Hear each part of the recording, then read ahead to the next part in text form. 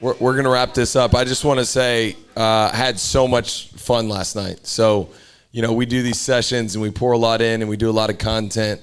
And to let loose with everyone last night, I know the conversations that came from it, it really goes a long way. And how you guys represented yourself was first class. And just want to say I really appreciate that.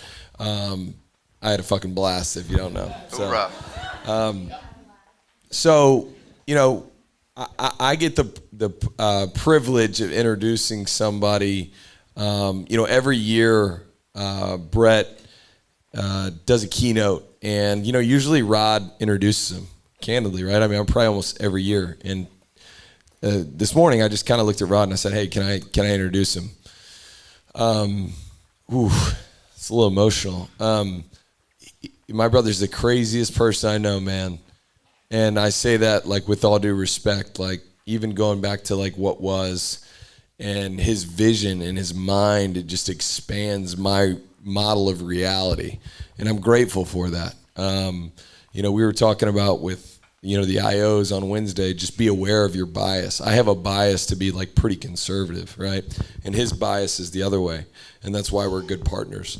But this is a guy that he just sees the world differently. He sees the world. I was talking to Andy last night at the bar, and we got in a long conversation, and I forget the reference, but I just looked at Andy and I said, no, you know why Brett's the guy?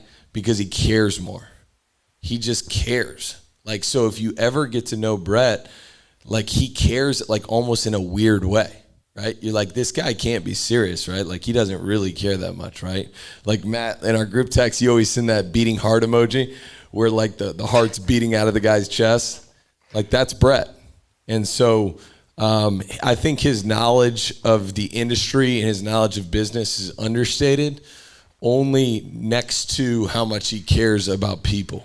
So if you guys would give the loudest round of applause for my brother, my partner, and one of the most impressive individuals that I've ever had the opportunity to run alongside of, to bring us home today. Take notes, sharpen the pencil. We're gonna have a blast today, but this may be the most important segment of the summit. So, Brett, take it away, buddy. Thanks, dude.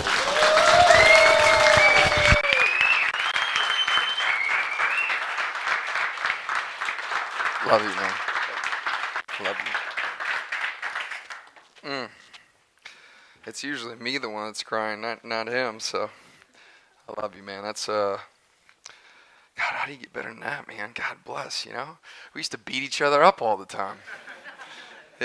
Still do sometimes. Yeah, it just depends on how much booze is involved. So, man, no kidding, right? I'm gonna fix this because I messed it up. But how much fun did we have last night, gang? How much fun was that? Unbelievable. Tell you what, who was first time on a party bus? Somebody told me that this morning. Yeah? Oh, man, sorry to ruin it for you. Goodness gracious.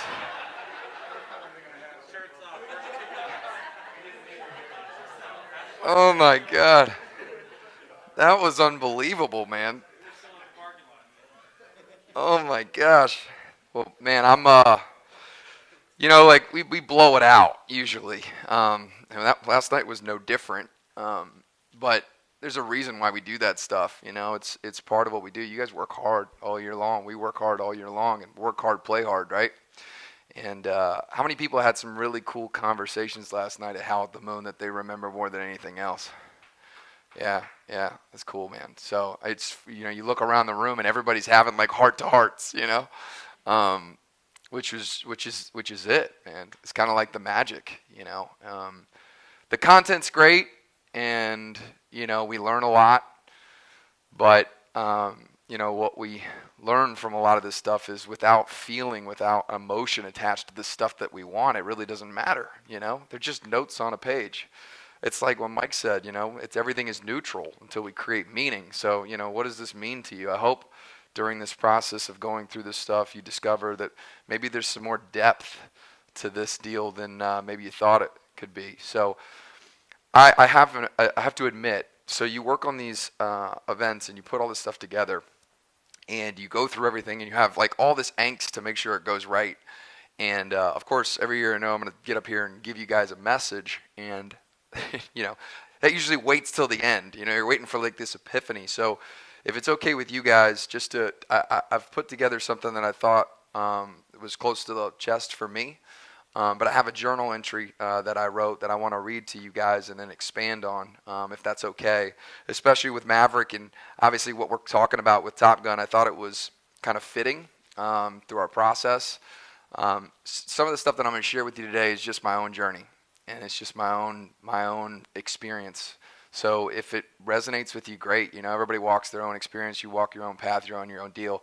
But what I would share with you is what's helped me is just to learn from other people's experiences, you know, and what they've gone through. And you can pull from what you like, and you can, you know, leave out what you don't like. And, you know, at the end of it, if you get one nugget that can help you, that could be the key that unlocks the lock. You know what I mean? So, so I hope you get that. But more importantly, from today, man, last night is the mountaintop. You know, we summit every year, right? Like, I don't know if last night wasn't a summit, I don't know what is a summit. Shit, man. I was telling somebody that it's like you're going to have like all these mini stories within the story, you know? 2 months from now, you're going to talk to somebody and be like, they're going to tell you something funny that happened from last night. I think I got 3 of them this morning. And, man, that's my favorite. That's my favorite. That's the juice, man. That's the juice.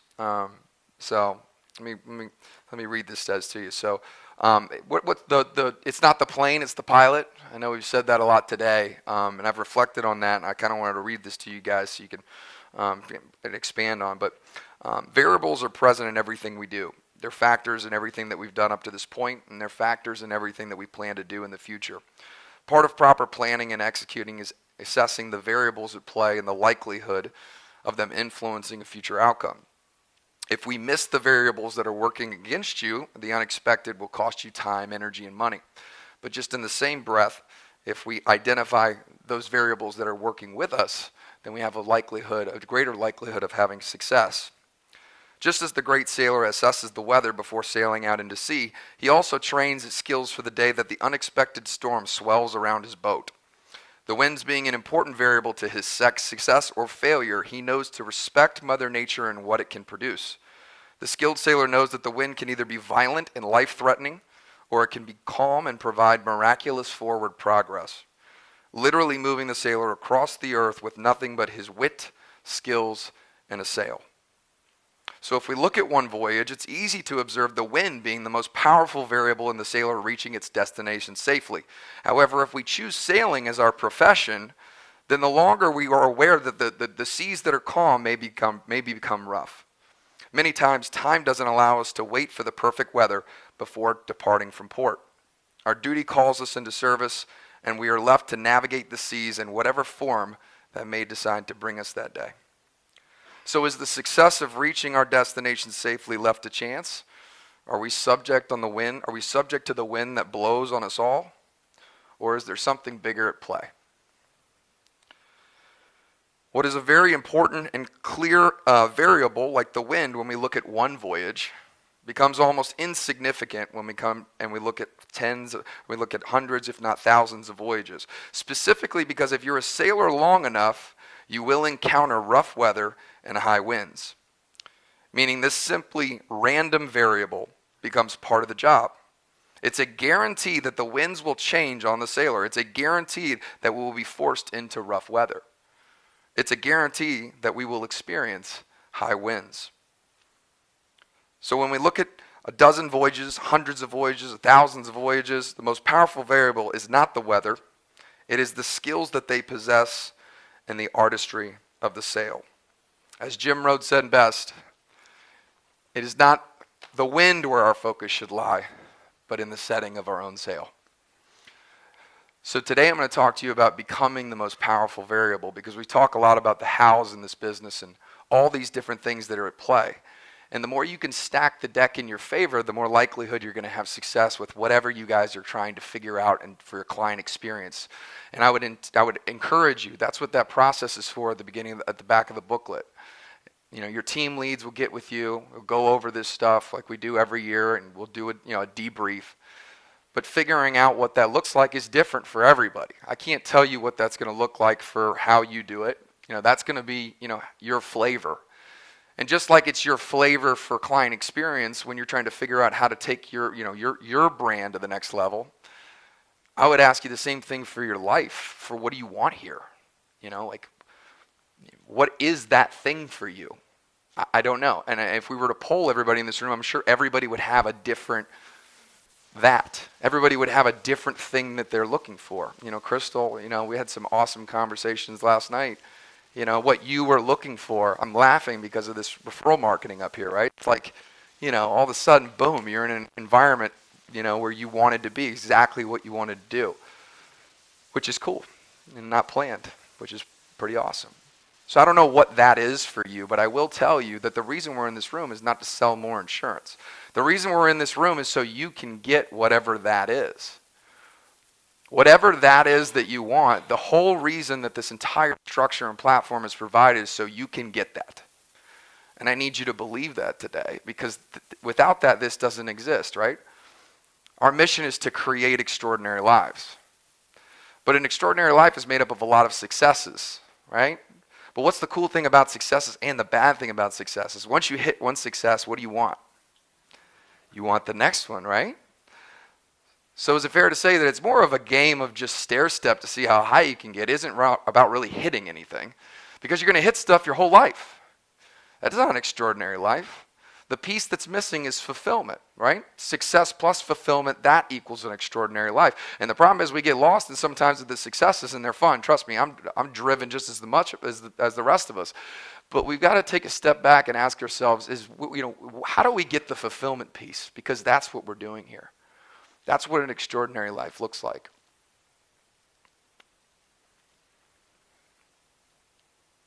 So everything we've learned this weekend obviously adds up to this, because it's going to take us from A to Z.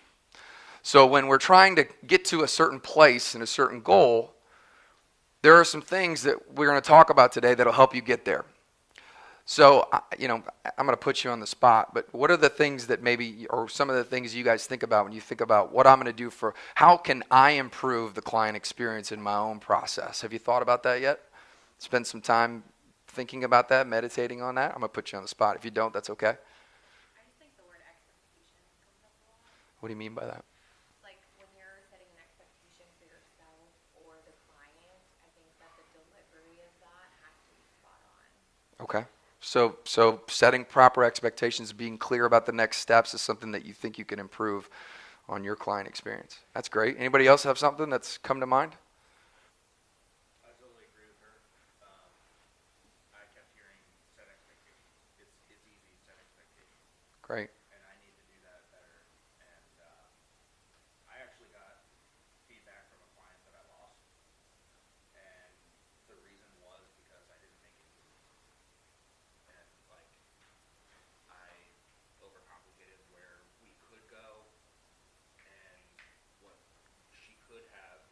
But she just wanted me to tell her what she should have. Too many options. Got it. Cool. That's great. That's good clarity. What a beautiful blessing to lose a client. And I told her, thank you. It was Super helpful. helping it. It's awesome. So all of us have that of what we want. So today is twofold. Twofold in the sense of getting what you want when you leave here from a client experience standpoint, but I'm going to give you the principles of just getting to a destination. So I'd ask you, what do you want here as your time here at Urban Young, right? What is that for you? Because all of us have that. You can't listen to these guys and have them. Do you guys feel like your belief is bigger from listening to these guys this weekend? Give them a round of applause again.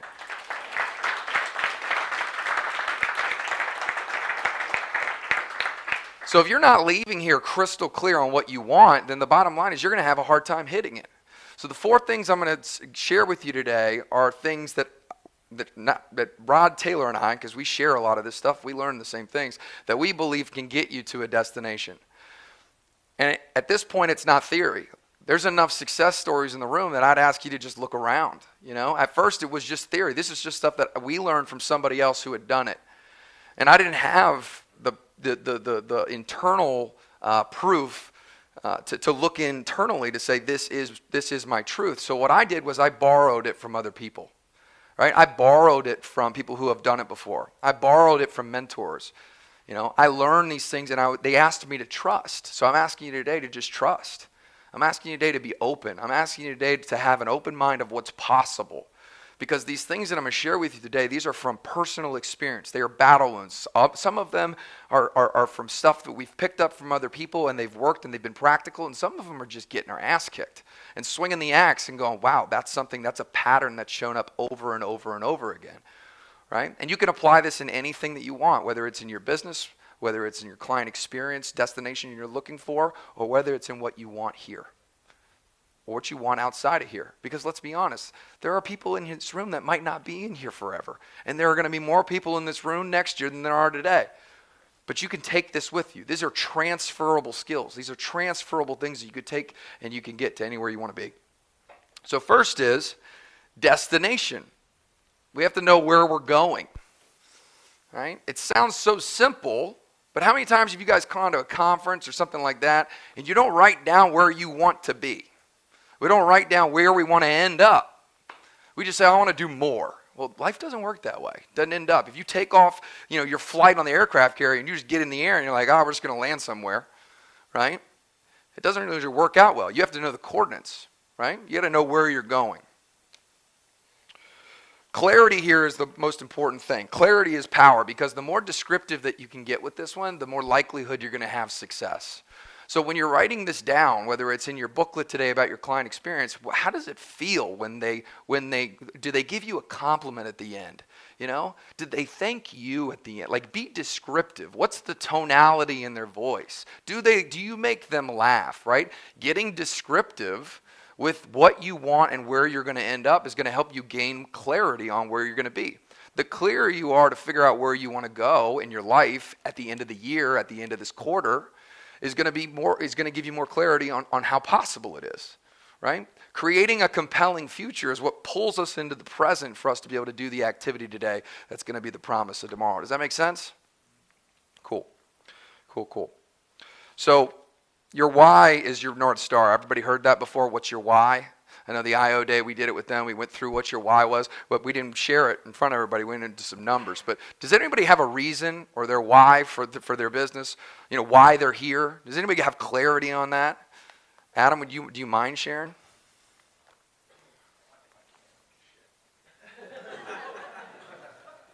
Don't die. That's the only rule, by the way. Don't die.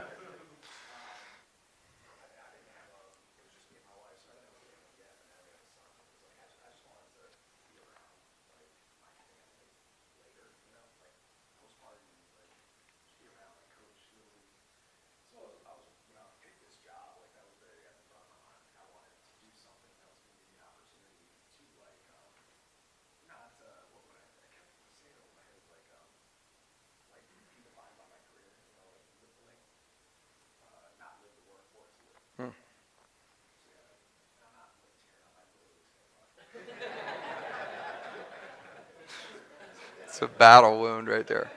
No, that's great, man. Thank you for sharing that. And I put you on the spot, and it's personal. But so his why, his reason for doing this business and being here is very abstract, but it's his North Star. So it allows him to filter everything self-consciously to where he knows that he's pointed in the right direction. Here's the problem if you don't get clear on the destination. Your destination is not your reason and your why. Right? Because what happens, and I've done this, is you get so fixated on the why and the reason, which is super important. If you don't know what it is, you really need to spend some time on that. Because if you don't have a big reason, we'll get into that. If you don't have a big reason for what you're doing, you're just not going to get big results. It just doesn't work that way. You got to have a lot of big reasons why you want something. Otherwise, it's just going to be another Tuesday. It's just another Tuesday. It's just another Monday, right? If you have a big reason, Monday's your favorite day. You're fired up. You get to play the game. You think Michael Jordan loved getting on the court and playing at game time? Absolutely. He's fired up. It just wasn't another Monday for him, right? You got to have a big reason. But if you don't have your destination, what will end up happening is you'll hit your destination and you'll miss it along the way. And you won't celebrate the successes. You'll look back and you go, man, I don't really know. I forgot that we hit that goal. We didn't celebrate that win, right? It's important. I was talking with Ryan yesterday. He's like, man, I don't really celebrate the wins. I gotta get better at that. Man, you gotta celebrate the wins, man. Right? Because if you don't have the destination, you don't even know if you hit it. You just know you're in the right direction, right? But we're not trying to do that. We're trying to land the plane. Does that make sense? Cool. Second one is power. Your reason to fight through the pain and adversity which is your fuel. What's the meaning of your journey? Do you believe it's possible? Where's your focus? Write this down. Meaning plus focus plus belief creates unstoppable power. In order to get to where you need to be, you got to have the right fuel. You got to have enough fuel. And I'm going to share with you some things that have been big time fuel for me, and I think will help you if you get clarity on them. Number one is your why. What's the reason you want to do in this business, right? That's going to fuel you. When things are tough, and Adam's going through an E&O claim, and he gets dragged in to do a depot, and he's stressed out, and he go home, and he's carrying it, and it's tough. You know, he's going to come back and go, man, I could just go do this other thing, you know? Do I want to do this or not? But then he's going to think about that time freedom. He's going to think about autonomy. He's going to think about his kids. He's going to think about a lifestyle. And it's going to pull him in the direction to say, no, this is exactly where I need to be. I just got to get through it, right? Right? Meaning pulls you through when times are tough. It's easy when times are not, when times are fine, right? Meaning, a big reason to accomplish something creates a big tolerance for adversity, right? Mike talked about it. Everything is neutral until we create meaning. Why, meaning, whatever that is. But what's the reason? It creates tough skin. It creates your bulletproof, right? Napoleon Hill called it a definite of purpose. I have a definite of purpose where I'm going, right? So if I have a definiteness of where I'm going, then there's nothing that's going to stop me from getting there. It's just a matter of how long it takes for me to arrive. That's a different perspective than somebody that meets road bumps, and then every time they meet a speed bump, they start second guessing and understanding, is this where I want to be? Let's be honest with ourselves. All of us have done stuff where we second guess what we're doing, right? When we meet adversity. But if you have a definiteness of what you're doing, it's not even an option anymore. Now you're thinking about solutions instead of the problem. Doesn't that make sense?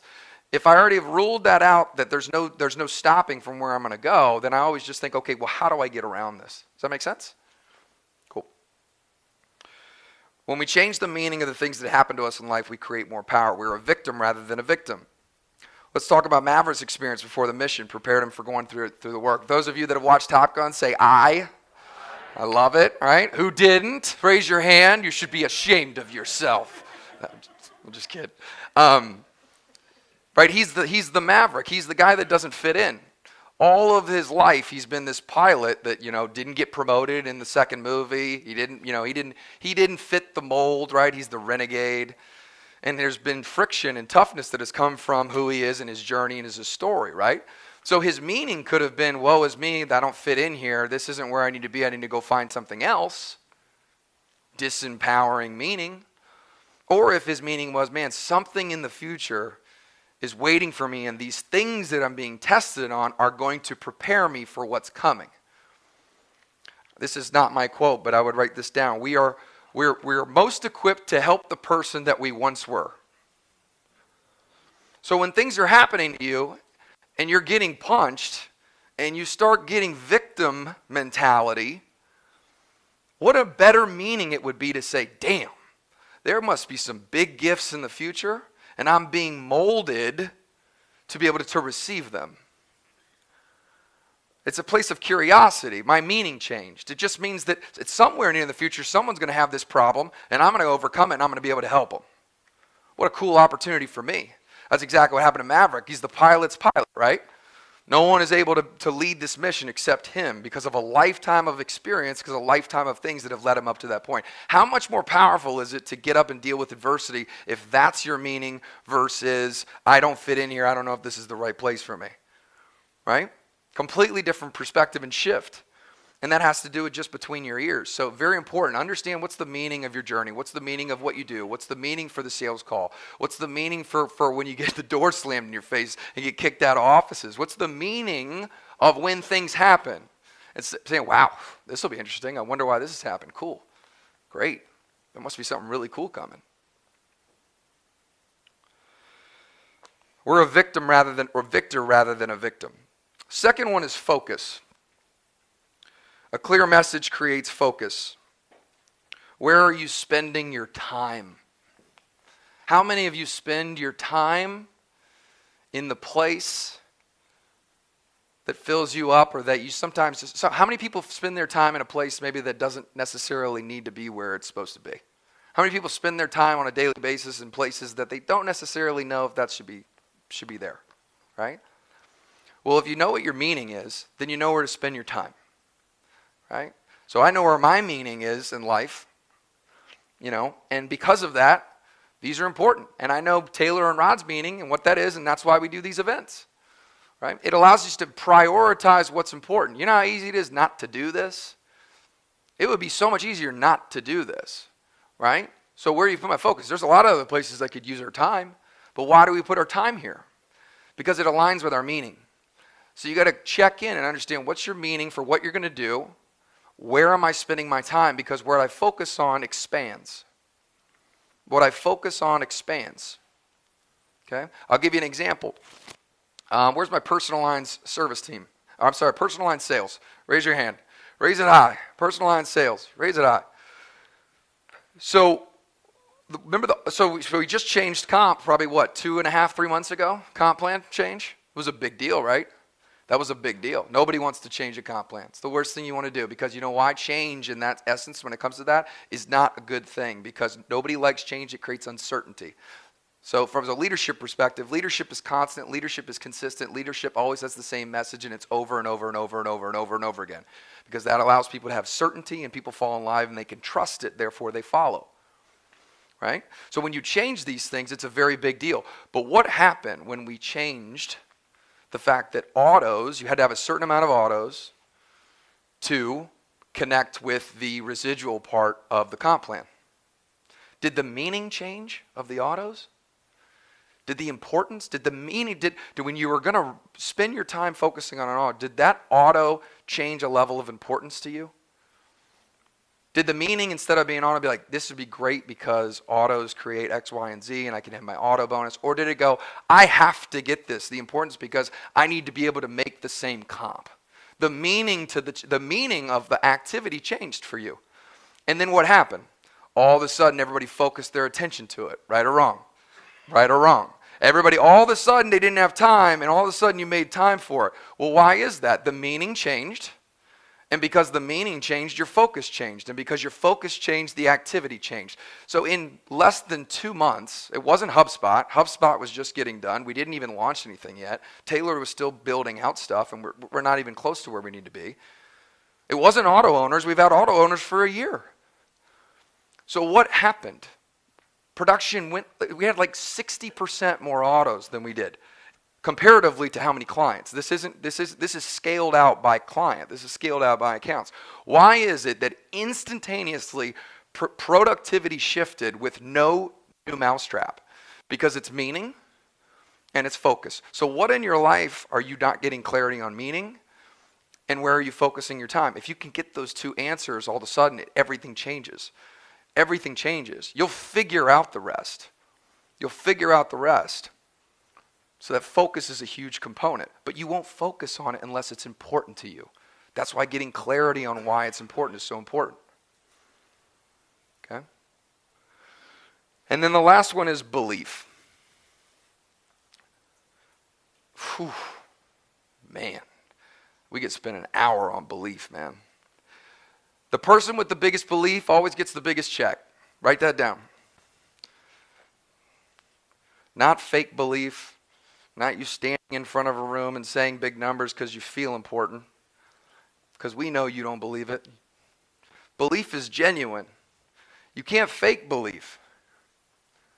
But belief is like your container of all the blessings that you want to be showered upon you. And the bigger it is, the more likelihood it's going to drop in the bucket. I think it's the most powerful one. I think it's one of the most powerful ones that you could possibly do, especially in this power segment. It's definitely the most powerful one. It's like It's like the fairy dust that gets sprinkled on Peter Pan and all of a sudden he can fly, man. You could take the same person, meaning, focus, everything. You sit down, you talk to these guys. Tori pulled me aside. He's like, we're in the top 1%. I just realized we're in the top 1% of sales professionals in this business. And his just face is lit up. And he's like, I just had this unbelievable conversation. I think it was with Sean. And you could just watch his belief expand, right? So he's going to come back with the same tools, same carriers, same process, but his belief expects that he's going to get better outcomes. And if you expect better outcomes, you will get better outcomes. It's just the way it is. It's fuel. So then the real question is, okay, well, how do I expand my belief, Brett? Okay, I'll buy that. Good example. We did move the auto numbers, even though everybody said that wouldn't happen. I can blame that. Okay, cool. The meaning, the focus, belief, that sounds great. But how do I do that? What's a way that we can do that? What's a way that you can expand your belief? Anybody? You could trust, but that might not be genuine belief. That might be you're willing to take the action, but you don't necessarily believe it yet. Borrow from others' belief. That's great. What's the term? It's not important that you think that I know what I know. It's just important that what is it? Yeah.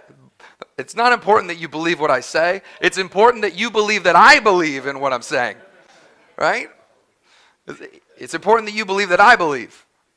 You ever been around somebody and they just have like infectious belief, man, and you're like, I don't know what they know.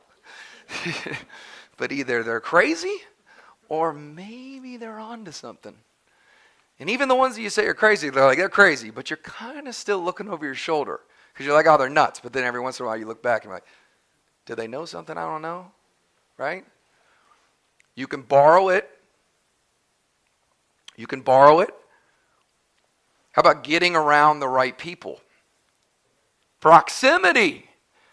Proximity creates belief. If you can get around the right people who have big belief, Mike from the front of the room talked about it. I don't know if he talked about it yesterday, but like attracts like. You will have no choice but to have a bigger belief after talking to somebody with a big belief. You just don't. And guess what? If one person has a big belief, you'd be like, oh, yeah, cool, that one person has a big belief. But if there's 3 people that have big belief and there's only one of you, you're going to be way more influenced to have bigger belief. So the more that you could surround yourself with the right people and the amount of people that you could surround yourself, it creates big-time belief. Right? You ever been around somebody who doesn't have belief? They're a pessimist. They always see what's wrong. Right? They're the glass half full. Everything has a lack of belief. I find myself, when I'm around those people, I get the same way. There's nothing wrong with you. It's called you're a human being. You're a human being. So if we know these things, we should use it to our advantage, which means proximity means getting around the right people more often. Write that down, more often.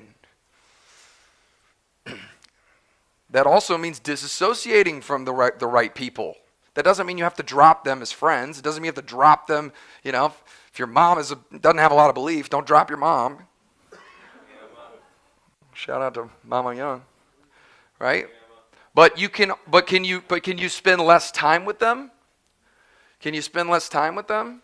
Can you lower the amount of exchanges that you have with them and maybe leave room for something that's better and that's more serving for you? Does that make sense? The other thing is stories. Stories and podcasts. Podcasts, books, the reason that those are so profound and powerful is because we learn through other people's experiences. We learn through other people's journeys. And when we hear of something, I did this, I had this problem, I had this challenge, I know exactly what you're feeling, I was in the same exact situation, I did this and I got this outcome. All of a sudden our belief changes. And you do that over and over and over again through development and books and podcasts and just pour yourself with the right type of content. All of a sudden, subconsciously, you're reprogramming that. Does that make sense? That's why we do 10 pages of a good book a day. That's why we do podcasts. Most of it is storytelling. And when you hear other people's stories, you learn, but it's not the learning that makes the difference. You guys have enough notes to do anything that you want to do in this business, right? The notes aren't going to do it for you. You have to do it. It's not the plane, it's the pilot. You have to do it for you. And it only starts because if you have enough power through belief. Does that make sense? The other thing that I want that I'll share with you is you can get belief from other people. You want to shut that light off? You can get belief from other people.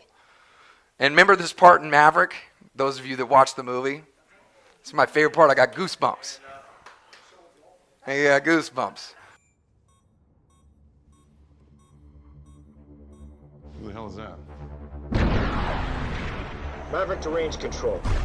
Entering point Alpha. Confirm green range. Maverick, range control. Green range is confirmed. I don't see an event scheduled for you, sir.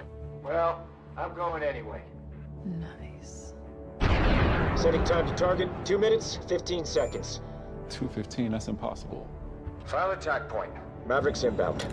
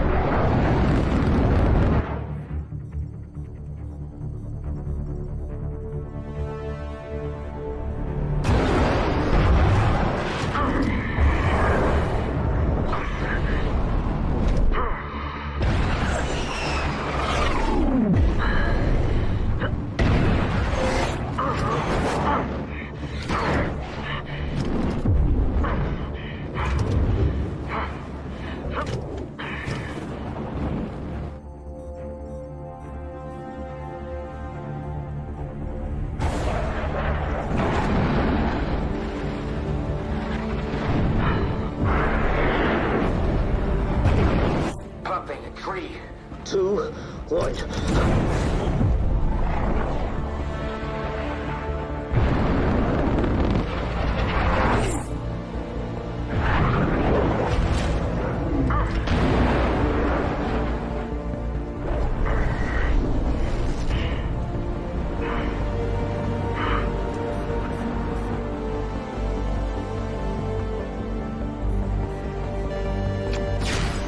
Bombs away.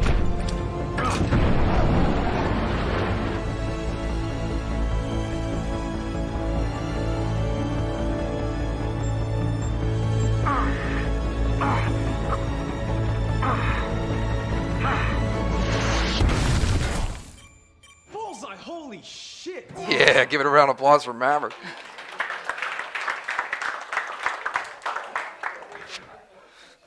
What a beast. What a beast. Belief supersedes achievement. You can borrow it from other people. That's why you want to be around good people. And candidly, that's why the only limit to growth is great leadership. That's the only reason that limitation of growth is a limitation of belief. And leaders instill belief. But the achievement will never come before the belief.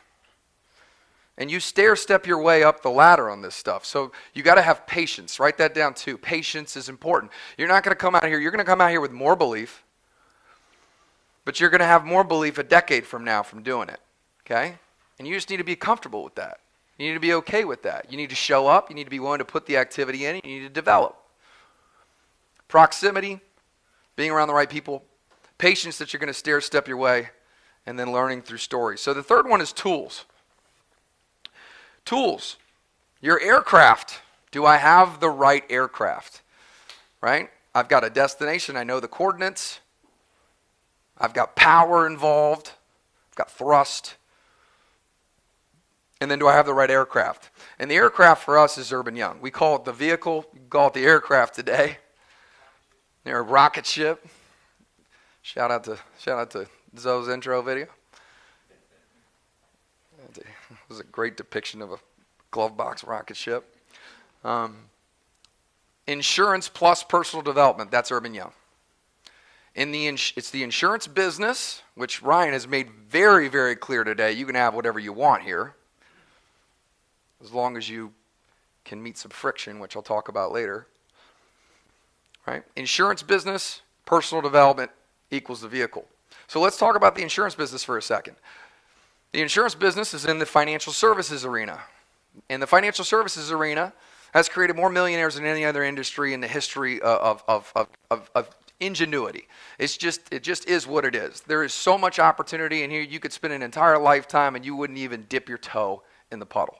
That's just a fact. So it's not the industry. We're in an industry with abundance of opportunity, unlimited opportunity, right? And then it's personal development. What you do, what you study, what you read.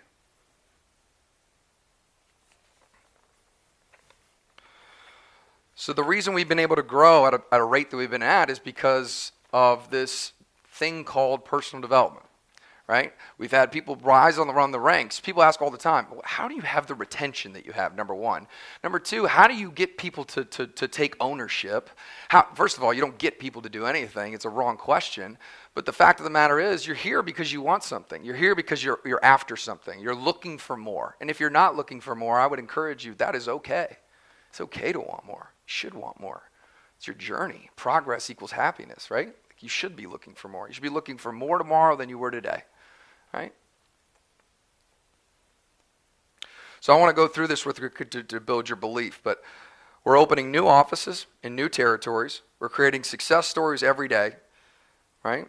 We have other people that have tasted other agencies that have saw the value, they've come back. We have 4-day work week structures to give people autonomy and flexibility for their family. We have remote work flexibility, and we have expansive opportunity in the company right now to a path of unlimited. I say that all to say, I hope you realize what you have in here and that we continue to build together, but build your belief that says the opportunity in the vehicle and the plane is very good. It's very good. And I appreciate these guys saying that so much because that means a lot to me because, you got your blinders on. You don't know what everybody else is doing.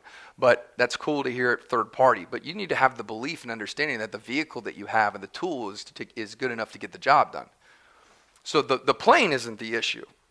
The plane isn't the problem. It's the pilot, right? So investing in yourself, to me, personal development is educating yourself and equipping yourself with different tools along the way in your journey to get the most fulfillment out of life, right? And it just so happens that you're going to get success with it. But that, to me, is personal development. They're tools. How can I get as much tools as possible to help me get the most juice out of life? And that's what we teach here. And I'm going to go through a couple of them right now just to jot them down. But the greatest rate of return that you can possibly have is just investing in yourself. If you're worried about where to put your money, you should put it in yourself. That's the greatest rate of return. You're going to get exponential return by investing yourself into, what do you call it, skill stacking? Into skill stacking, right? Personal development is going to give you the greatest return out of any investment. This is one that's important. You can determine the size of someone's paycheck by the size of the problems that they're able to solve. So if you're not happy where you are in life at all, you should ask yourself, well, maybe I'm just not equipped to handle big problems. Maybe I should ask for more problems. Maybe I should wish more problems to show up in my life so I could get better at solving them. Because if I get better at solving all the problems, then inherently I'll be worth more money and I'll be more valuable. That's a fascinating concept. That's a flip, isn't it? Don't we go through our lives not wanting problems to show up? It's just a shift. It's a way you think. This is why leadership pays more. If you can get 100 people to follow you and do a thing, but I can only get 2, who brings more value? You do. It's very simple. It's not hard. It's what the whole structure of this entire country is built on. Understanding it allows you to see it for what it is, the game that it is. You don't have resentment. You don't think it's unfair. If you realize how it works, you go, perfect, now I know the game, let's go. It's very simple. I need to figure out a way to add more value. Avoid this mistake. There is no two correlated data points than these two things in business, period. Your personal development, who personally develops, and success. Now, I'm not talking books. I'm not talking podcasts. I'm talking about a truly developed person. I'm talking about, do you elevate your posture? Are you elevating your body language? Are you understanding how to communicate? Do you leave something better than you found it? Do people feel a certain way when they interact with you? This is development, right? It's not how many podcasts on cease and desist you listen to. That's great. That'll get you started. That's great. You should be doing that, but that's not development. That's what I'm talking about. I'm talking about the people in my life that have had success are the people that are obsessed with growth. They are obsessed with growth. And if I could give you anything today, I would just ask you to commit to yourself. Give yourself the greatest gift that you can possibly give yourself, which is giving yourself the gift of personal development. It's a process every single day. It's a curiosity. It's a humility that says, I don't have it figured out, but other people do. And if you can get that, you can do anything. That's what it is. You put that with the greatest industry that the history of capitalism has ever seen, plus that engine, and you have a badass plane. You have a badass plane. And then lastly is influence. The fastest route to increase your level of influence is getting people to respect you. Oh, that's touchy, Brett. It is true. The people who have influence on my life, I have respect for them. If you don't respect them, they have no influence on you. So how do you get people to respect you? How do you get people to respect you? Anybody? You respect yourself. You respect yourself the way you show up. You respect yourself the way that you carry yourself. You respect yourself by the words that come out of your mouth. You respect yourself by the way you talk to another human being. And in turn, they will respect you and you will gain influence. Does that make sense? The way we show up to work. Do you have bad breath? You're laughing, but I'm serious, right? Do you take care of yourself? If you take care of yourself and you respect yourself, inherently people take care of you. They're like, damn, that guy's got it figured out. That lady's got it figured out. There's something about them, but I respect them. Your influence goes up. And here's the deal. If you can influence outcomes, you win. Write that down. If you can influence outcomes, you win. Any business, any situation, anything in life, if you can influence outcomes, you win. The whole game is being able to influence. And if you can't influence, you're in a lot of trouble because you just have to take whatever life gives you. There is no power in that. You just have to go along with whatever comes your way. But if you can influence, you can create. Does that make sense? Cool.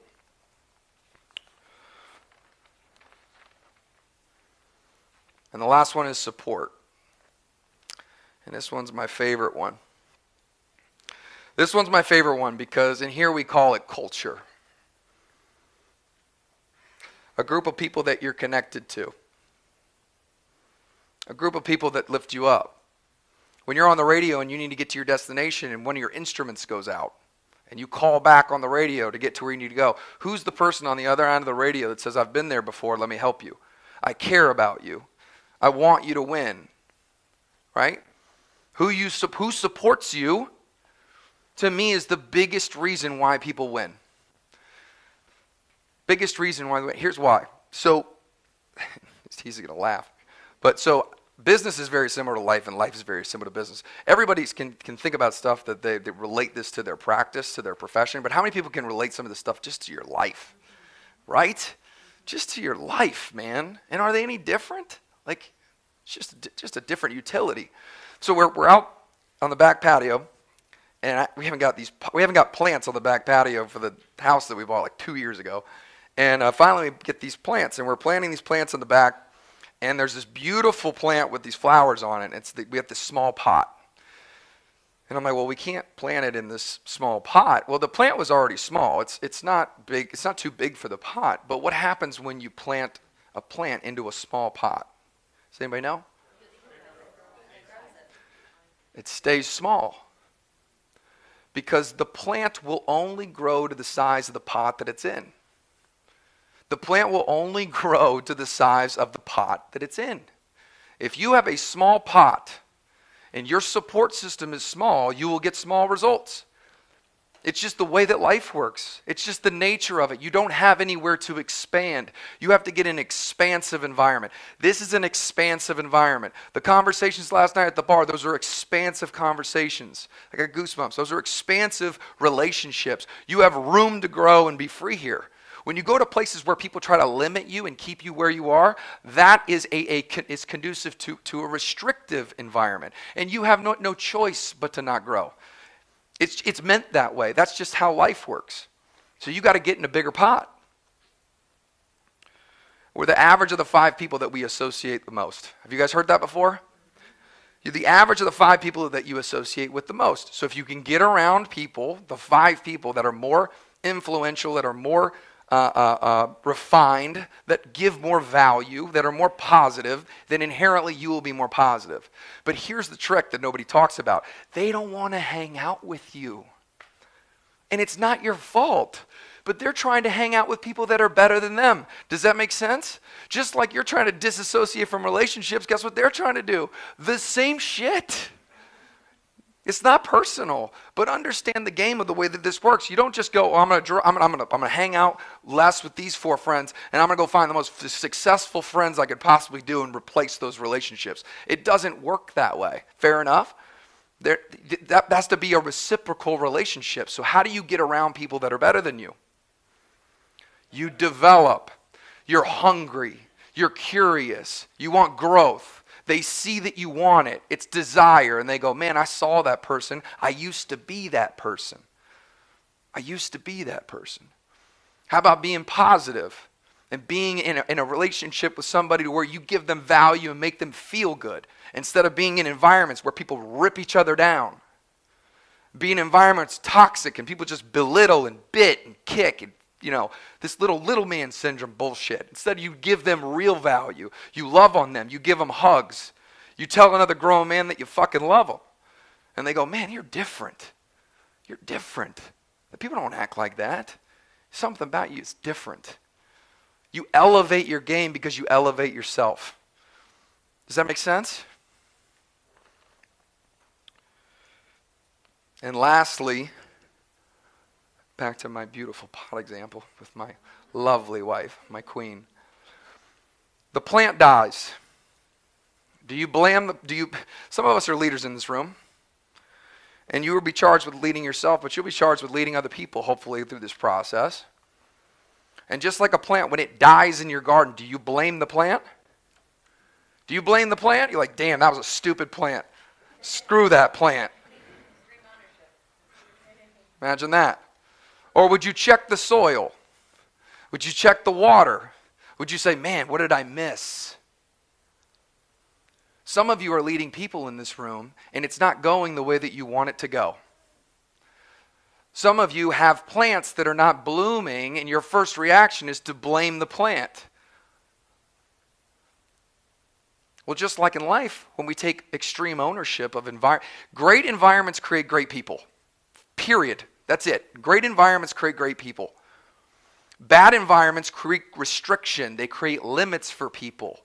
They don't allow people to grow. So if you have somebody on your team, have radical candor. We are a business. We are for profit, and I'm proud for it. If you need to have a conversation about performance and someone is not doing their job, then they should have enough humility and enough love, and there should be enough rapport built that if you have a conversation, they will take it. They will be receptive, and shame on them if they don't. But it is your responsibility to make sure that the plants grow up. It's your responsibility. You're tending the garden. It's not the plant's job. Does that make sense? We can have conversations. We can be real with people, and we can do it in a respectful manner, but we're all in charge of making sure that the plants thrive. We make sure they have enough water, nutrients, attention, sunlight. Does that make sense? Space you grow. It's the support system that helps the garden grow. It's not the plants themselves. So let me ask you, so part of this, that journal entry from the beginning was becoming the most powerful variable. And I thought it was great parallel to the pilot and the plane and all that stuff. But let me ask these questions. As you go through your journey of mastery and you get down this plane, of existence, of where you're here and you're learning these things and you're doing things, does the wind stop blowing? Once you learn this, does the wind stop blowing? As a sailor, you're going to your destination. You've got your power, you've got tools, and you've got support. But now that you're equipped with all these things, does the wind just stop? It does not, does it? It does not, does it? See, adversity is part of the process. Adversity is part of the process. You should love adversity. You should love adversity. Because the wind doesn't stop. As a matter of fact, sometimes it picks up. Sometimes it picks up because life wants to give us some lessons because we've asked for it. We've asked for it. There are dark moments, man. There are tough times. You know, they come in. Adversity is part of the deal. And some of us, we would love to say that we like adversity, but we don't like adversity. We don't like friction, right? It's hard to go to the gym, right? Consistently, and put that much friction on your body on a daily basis, right? That's the adversity. But how do we grow? We put acute stress on the body, we get growth results. The same is true for adversity. So why is it that we don't do this? Do we have a misrelationship with pain? We have this relationship with pain where adversity is something bad. We come home, or we have a day at work where there's adversity, and we come home, we tell our spouse we had a bad day. Who's guilty of this? TC would raise my hand if she could. We're human, but we have this misguided, misunderstanding relationship with pain. So if we understand that adversity is part of the process, like we come here and it's a summit, right? And we scale the mountain because we fucking scaled it last night. That's for damn sure. So we scale the mountain, right? And you start the process. How many people want to be successful in this room? Raise your hand. You should be. It's your God-given right. You start this process and we're ascending up this mountain. And there's all these people that start. It's like January in the gym. And we start this climb, right? And we're climbing this mountain. And we're excited. We can see everybody. So it's comfortable for us. We've got our tools, you know. And as we go up the mountain, we get about halfway, what happens? There's not as many people. Somebody sprained their ankle. Somebody couldn't make it. Somebody got cold because it started getting cold up there. Somebody's wife called and said, "What are you doing climbing the mountain? You're supposed to be home tonight." But we get halfway up the mountain and there's less people. And then we look around and say, "Man, there's not as many people." I start to second guess myself. And then we start climbing even further.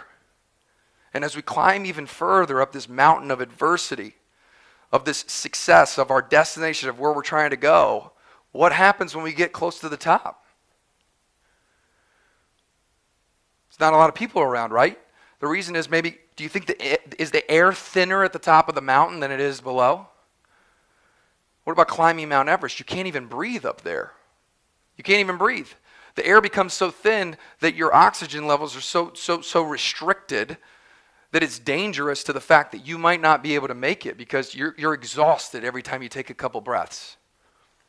You guys ever watch those mountaineer documentaries, right? You know what I'm talking about? Badass dudes, by the way, and badass females. That's unbelievable what they do. But what's interesting is you're getting to the top of this mountain and adversity kicks in and you're getting restricted and you're asking yourself, is this worth it? Can I do this? And you look around and there's nobody there. They're on the backside of the mountain. There's only a few, and there's no one around you, and you're by yourself, and it's you versus you. And pressed down with this feeling of I may suffocate, you think to yourself, there's no way that I can make this. But here's what happens. Adversity is part of the process, right? Now, I'm not a doctor, so I will put that out there. But this is called erythropoietin. It's a hormone secreted by the kidneys that increase the rate of production of red blood cells in response to falling levels of oxygen in the tissues. You begin growing more capillaries throughout your body to deliver more blood and hence more oxygen to your tissues. Your body adapts to the adversity if you stay there long enough. If you stay on the mountain long enough, if you just show up for a long period of time with a good attitude, and you put one foot in front of the other and you don't quit, your body will change. And all of a sudden, what was hard to breathe, your body says, no worry, I got it. I'll adapt to the situation. I can finally breathe. Okay? So knowing that adversity is part of the process and that you look around, you know what the greatest part about being at the top of the mountain once this happens? You look around, there's only a couple people up there. And guess what happens? All the people on top of the mountain want to help each other because they respect each other. And they look around and they go, man, you made it. Respect. I know what that's like. I've done that. You look at them a little different way because you're like, I know what you went through to get up here. I know how hard it is to breathe up here. I know that track. I've done that track.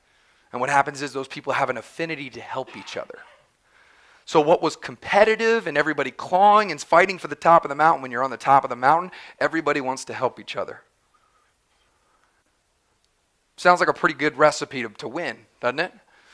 Sounds like a pretty good environment to compete in. And there's two reasons. Adversity is part of the process, and we understand that the reasons why we don't do this, and the reason we don't come down the mountain, most people come down the mountain, is the discomfort of pain. But two, it's the fear of the uncertainty of the duration. That's what I think. See, to know that your relationship with pain is one thing and the discomfort, but those of you that can handle discomfort, I'll tell you what gets me every single time. So we did an ice bath 2 weeks ago.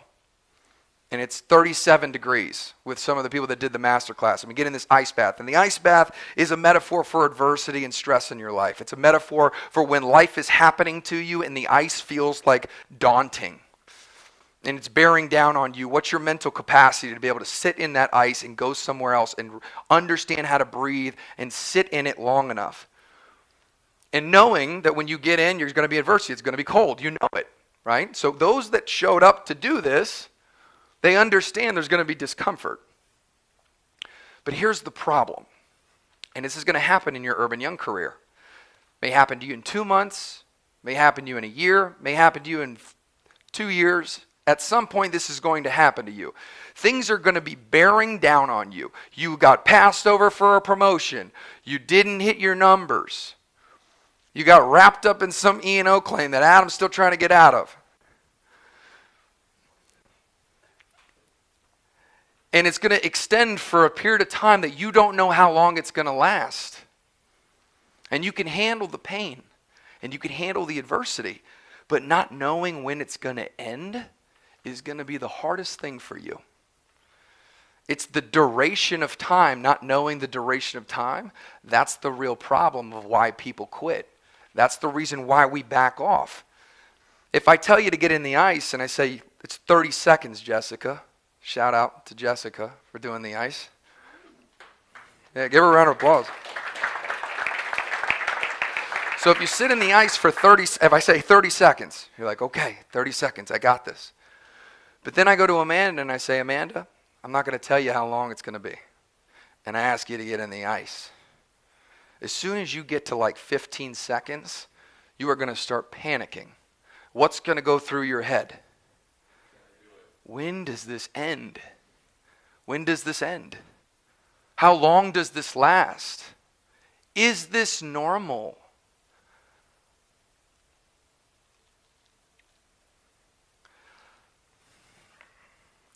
So this storm of adversity is coming over your boat.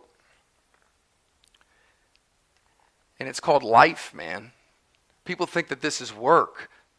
This is life.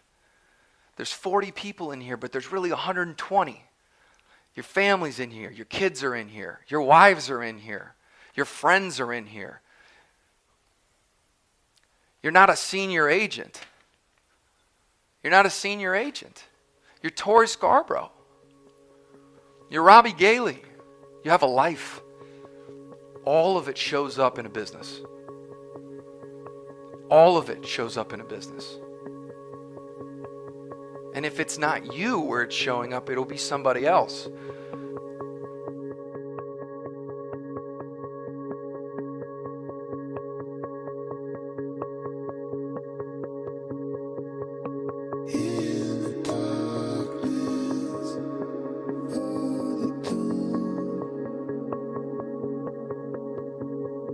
In the sweat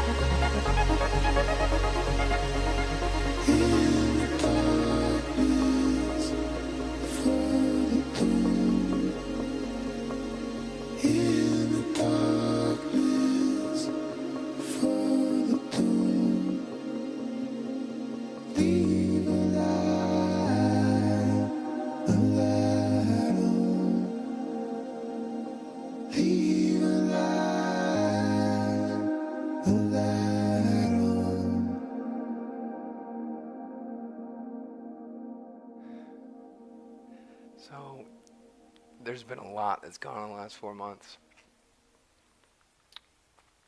And I've had a pretty hard time. And there are people in this room who have been a light for me during that time. I'm sitting in my car and I'm listening to this song and I'm just weeping. Weeping. When I'm rolling with the thunder but bleed from thorns. Just leave the light on, man. Some of you are ascending the mountain right now. And you have so much momentum. You have so much momentum and you're doing things that maybe you didn't even think was possible, but other people look at and go, wow, they've got it figured out. You are a light. You are a light for people around you.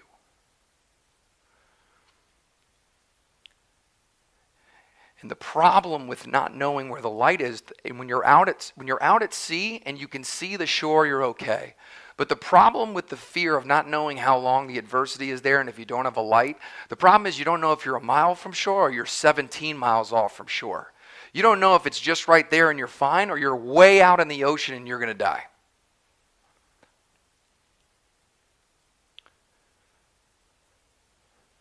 And some of these people don't even know this in the room, that they've helped me tremendously just from their example.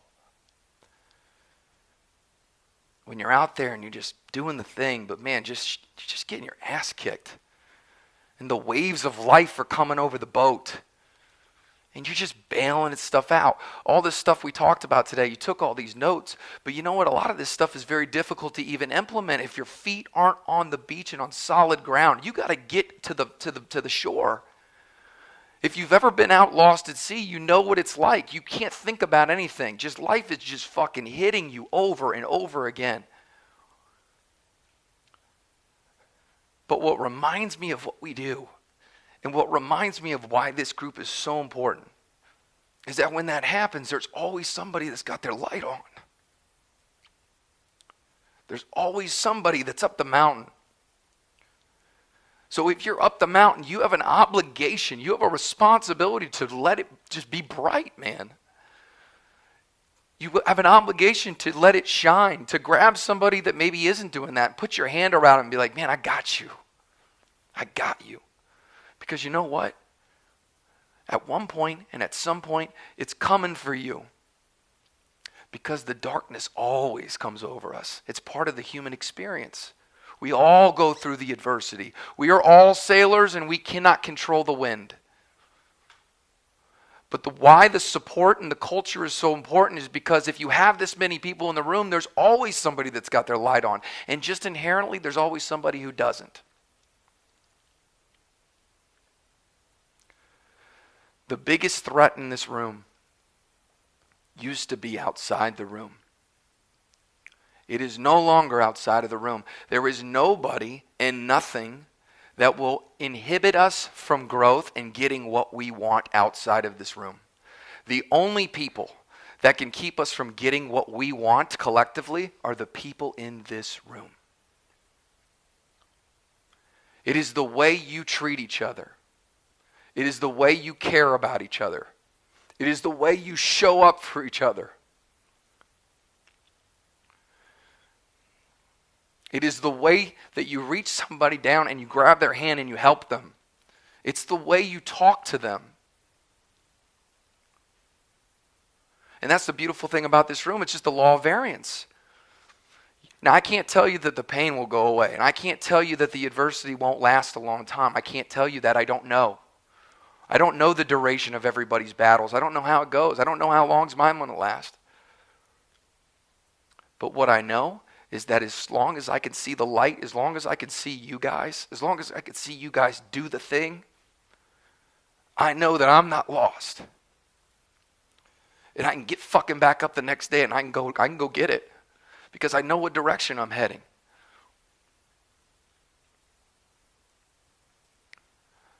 Rome crumbled from within. And I want everybody in this room to realize that this is very important, that we've never been of this size. And the threats that exist in this room are at a height that we have never anticipated. Now, after seeing what I saw last night, I have full confidence that we will continue to do what we do. But let this be an amazing example of what happens when people come together, but also let it be an example of what happens if we don't. The reason we will win is because we have each other. The reason we win and we continue to win is because we have culture. We can figure everything else out, and we will. It has never been about the X's and O's. And it will never be about the X's and O's. Because the X's and O's, they change. They change. They're not adaptable.